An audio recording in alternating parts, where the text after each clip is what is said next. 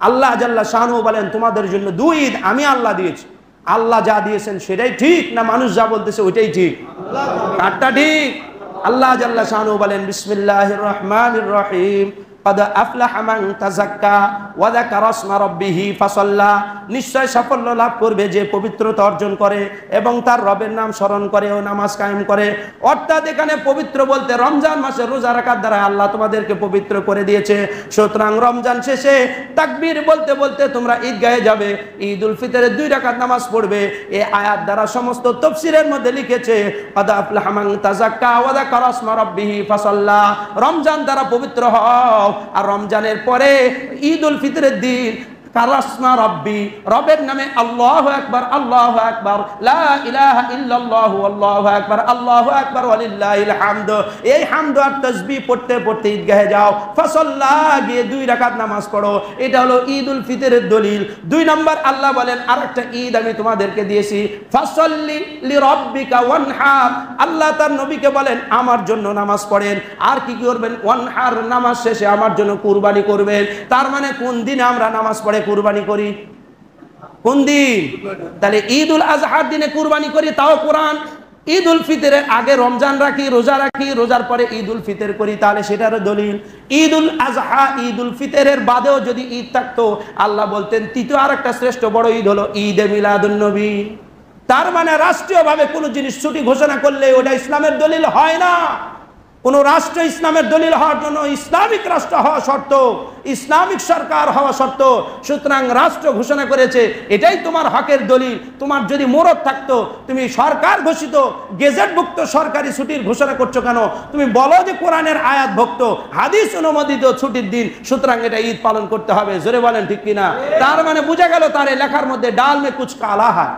আমরা কারোর বিরুদ্ধে বলছি না, এটা ইসলামের অবিচ্ছেদ্য অংশ। কারণ কোরআনে পাকে আল্লাহ জাল্লা শানহু বলেন তোমাদের জন্য আমি আল্লাহ 2 ঈদ দিয়েছি। আল্লাহ যদি বলে 2 ঈদ, আমি শাহজালাল যত বড় হুজুর হই, মক্কা শরীফের ইমাম যত বড় ইমাম হোক, মদিনা শরীফের ইমাম যত বড় ইমাম হোক, উনি যদি বলে ঈদ 3টা, মানবেন কারটা? আল্লাহ বলছেন 2 ঈদ, আর বড় ইমাম সাহেব বলতেছে 3 ঈদ, মানবেন কারটা? নামটা লিখতেছি ডক্টর আলিমুল্লাহ সিদ্দিকী ওয়া সুন্নতি স্কুল কলেজ এন্ড মাদ্রাসার প্রতিষ্ঠাতা এন্ড জঙ্গিপনা বিরোধী পীর। এগুলো কি নামের ডিগ্রি সাইজ? হ্যাঁ, জঙ্গিপনা বিরোধী পীর, এটা আবার কোন পীর? পীরের তো মেলা লকব থাকে, আলেমে রব্বানি, কুতুবে রব্বানি, সারা গাউসুল গানি, পেশাব পায়খানা করে লাই না পানি, মেলা নাম থাকে। এটা আবার কোন পীরের ডিগ্রি? তার মানে মানুষকে জাহান্নামে নিয়ে যাওয়ার জন্য এক একটা যে আবিষ্কার, এগুলি কত বড় অপরাধ, এটা বলা ইমানি দায়িত্ব। বলতে পারেন হুজুর অমুক কি করে, সেটা আমাদের মসজিদে বলার কেন আপনার প্রয়োজন? এই জন্যই প্রয়োজন, মানুষ ভুলটাকে যখন ইবাদত মনে করবে। আল্লাহর হাবিব বলেন কুল্লু বিদআতিন দালালা, প্রত্যেক নতুনত্ব দিনের ভিতর প্রবেশ করে এটা দলাল। আর জাহান্নামের পথ ভ্রষ্টা তোমাকে অবশ্যই জাহান্নামের লাকড়ি বানিয়ে দিবেন। নবী আলাইহিস সালাতু ওয়াস সালাম বলেন কাফেরকে আল্লাহ হেদায়েত দিবেন, বেঈমানকে হেদায়েত দিবেন। কোন মুসলমান যদি বেদাতি হয় তাকে হেদায়েত দিবেন না, কারণ সে নিজেকে মনেই করে না হেদায়েতের মুহতাজ। সে মনে করে আমি ঠিক, আমাকে তওবা করার প্রয়োজন নাই। এই জন্য নবীজি বলেন বেঈমানের হেদায়েত হতে পারে, বেদাতির কোনো ঈমান নসিব হয় না। সুতরাং আমাদের বেঈমানের চাইতো বেদাতি হওয়া ইসলামের চরম অপরাধ।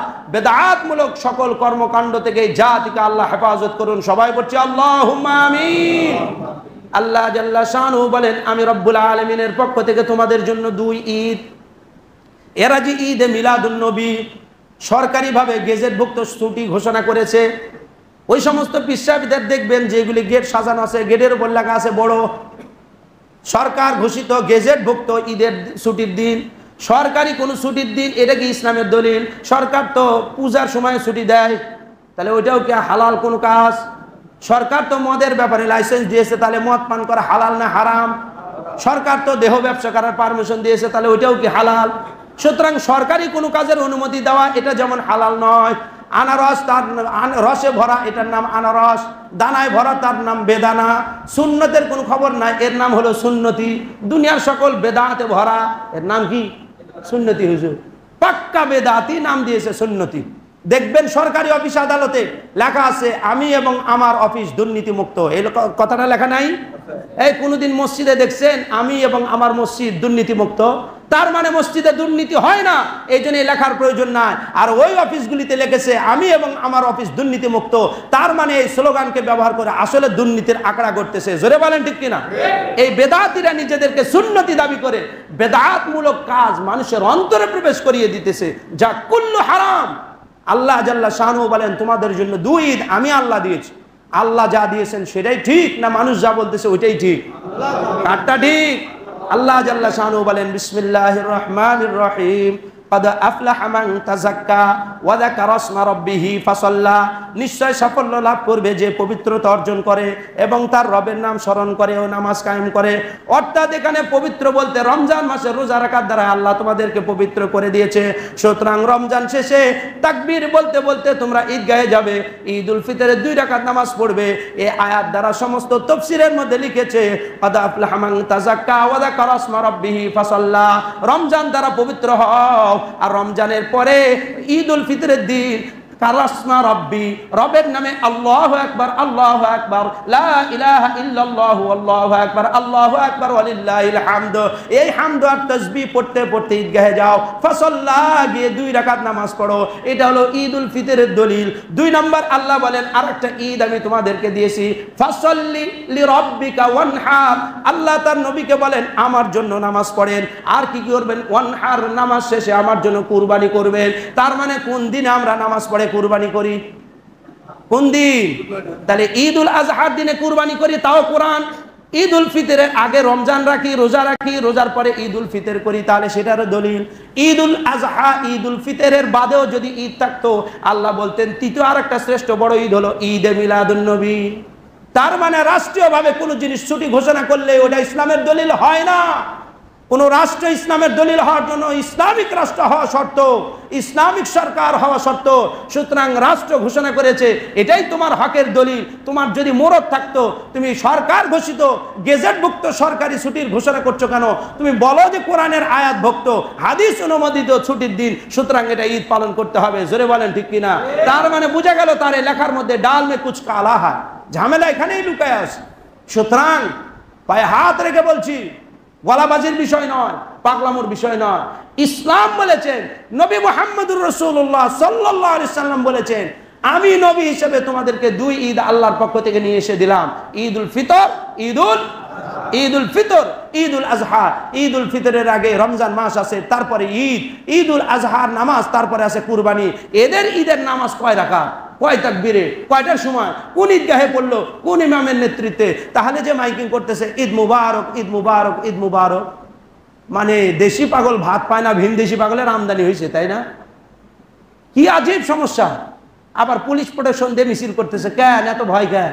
তুমি এটা ইসলামের হালাল কাজ করতেছো, দেখি বাপের বেটা বুকের বাটানে বাইর হও না কেন? জাতি তোমার জিলাপির মতো পেঁয়াজ ঘুরাই দিবে নি মগরা একদম। ইসলামের মধ্যে মিয়া নতুনত্ব প্রবেশ করো, আবার এই কাজটাকে চালিয়ে দিতে চাও জাতির উপর। তুমি নিজে জাহান্নামে যাও, কোনো সমস্যা না। আমি ভুল কাজ করতেছি, আপনার কি সমস্যা? কিন্তু আমি যখন এই ভুল কাজকে রাষ্ট্রীয়ভাবে মানুষের উপর চাপিয়ে দিব, এটা চরম অপরাধ হবে নাকি হবে না? সাধারণ গণতন্ত্রের সংজ্ঞায় যদি বলে যার যা মত প্রকাশের স্বাধীনতা আছে, দুনিয়ার একটা খ্রিস্টান আবিষ্কৃত বিজাতি বিধর্মী আবিষ্কৃত একটা গণতান্ত্রিক দেশে যদি নিজের স্বাধীনভাবে কথা বলার অধিকার আছে, তুমি স্বাধীন দেশে তোমার ধর্ম পালন করো, সমস্যা কি? কিন্তু তুমি একটা ভুল জিনিস নিজেও পালন করতেছো। জাতিকে 3 থেকে 4 হাজার মানুষ নিয়ে পুরা বগুড়া শহরে শোডাউন দিয়ে বুঝালো আমরা হকের পক্ষে আছি, জামিল মাদ্রাসা কারবালার হুজুরিদের টাইম আছে, এরা জাকাত ফেতরা খায়, সবগুলা ওয়াহাবি খারেজি, এরা কাফের ফতোয়া দিয়েছে, সবগুলা কাফের। আশ্চর্যের কথা, আপনি মুমিনকে কাফের বলেন, এই অথরিটি আপনাকে কে দিয়েছে? আল্লাহর হাবিব আলাইহিস সালাতু ওয়াস সালাম বলেন কোন ইমানদারকে কেউ যদি কাফের বলে গালি দেয়, এই শব্দটা আল্লাহর আরশে চলে যায়, ওখানে ধাক্কা লাগার পর শব্দ ব্যাক করে চলে আসে। যেই ব্যক্তিকে আপনি কাফের বলেছেন সে যদি কাফের হয় তার মাথার উপর শব্দ গিয়ে পড়বে। আর যদি ব্যক্তি কাফের না হয়, যিনি কাফের বলেছেন এই শব্দ বলার দ্বারা নবীজি বলেন সে কাফের হয়ে যাবে। জোরে সরে পড়ি নাউযু বিল্লাহ। তাহলে এই লোকটাকে তো নাম ধরে দেবে, বলে ওই 7 নম্বর কাফের, ওই কাজী ফজলুল করিম কাফের, ওই অমুক কাফের, নাম ধরে দেবে। বলে কে কাফের ডিলারি নিয়ে বসে মানুষ, রড সিমেন্টের ডিলারি না, চেয়ার টেবিলের ডিলারি না, এদিকে কাফের ডিলারি নিয়ে বসছেন। এটা লাইসেন্স কে দিল? ফ্যাক্টরির উদ্যোক্তা কেটা? যাকে তাকে মতের বিরুদ্ধে গেলে কয় অমুক কাফের, তমুক কাফের। এগুলি কি মুখের ভাষা? কথায় কথায় আপনি কাফের কাফের বলছেন কেন? এজন্য আব্বাসী নামে আমাদের ইউটিউবে সার্চ দিলে দেখবেন না, বক্তা আছে, রঙিন এক চশমা পরে, যারে দেখে খালি সব কাফের দেখে। মিলাদ কিয়াম করা ফরজ, অস্বীকারী কাফের। অমুক করা ফরজ, তমুক অস্বীকারী। আশ্চর্য! কথায় কথায় মুমিনের জবানে কাফের কাফের শব্দ আসবে কেন? মুমিনের দায়িত্ব হলো একজন কাফের কেউ কাফের বলবে না। আচ্ছা বলেন তো, অন্ধের সামনে অন্ধকে যদি এই কানা শোন, ভালো লাগবে না মেজাজ খারাপ হবে? বলেন তো, আপনি অন্ধের সামনে অন্ধকে যদি বলে এই কানা শোন, কানা এসে আপনারে ঠেলা মারবে কিনা? এই তোমার কি সমস্যা? মেয়ে আমি কানা, তোমার কি? তাহলে একজন অন্ধকে আপনি কানা বলছেন, অন্ধ বলছেন, এটা যদি তার ব্যক্তিত্বে লাগে, একজন ইমানদার মুমিনকে আপনি কাফের কাফের বলতেছেন, আপনার কলিজায় ভয় লাগে না? কাজী ফজলুল করিম সাহেব বাধ্য হয়ে যখন ওনার নাম ধরে বলা হলো কাফের, উনি কারবালার মধ্যে হাজার জনগণের সামনে বললেন, ভাই আমারে তো অমুক আমার এক দিনী ভাই কাফের বলছে, আমি আপনাদের সামনে পড়তেছি, আশহাদু আল্লা ইলাহা ইল্লাল্লাহ ওয়াহদাহু লা শারীকা লাহু ওয়া আশহাদু আন্না মুহাম্মাদান আবদুহু ওয়া রাসূলুহু। আমি ঈমান আনলাম, আল্লাহরে এক বলে মানলাম, নবীকে মুহাম্মদুর রাসূলুল্লাহ হিসাবে স্বীকার করলাম। বলেন তো, আমি কালেমা পড়ছি, এখন মুসলমান না? এই বিশ্বাসের সাথে কালেমার স্বীকারোক্তি দাও, এটা মুমিন না? আমি এখন মুমিন হয়ে গেছি। আমি যদি গুনার কারণে কাফের হয়েও থাকি, এখন কিন্তু আপনাদের সবাইকে সামনে উপস্থিত রেখে, সাক্ষী রেখে আমি কালেমা পড়ে মুসলমান হয়ে গেলাম। জোরে সোরে পড়ি সুবহানাল্লাহ। এখন আপনি কেমনে কাফের বলবেন? উনি তো সবার সামনে নিজের ইমানের সাক্ষী দিলেন। সুতরাং পাগলামো করতে করতে মানুষ আজকে কত নিচে নামছে। এমনও তত্ত্ব আছে, ক্যাডার বাহিনী পর্যন্ত দিয়ে ওই এলাকা নিজে ছাপিয়েছে, নিজের আয়ত্তের মধ্যে রেখেছে। সুতরাং আপনাদেরকে এই কথাগুলি বলার উদ্দেশ্য হলো, ইসলামের মধ্যে যা নাই তা করা ইসলামের চরম অপরাধ, যা রয়েছে তা ছেড়ে দেওয়া চরম অপরাধ। আল্লাহর পক্ষ থেকে যা এসেছে তা আমাকে করতেই হবে, আল্লাহর পক্ষ থেকে যা আসেনি তা আমাকে মন চাক আর না চাক ছাড়তেই, বলেন ছাড়তেই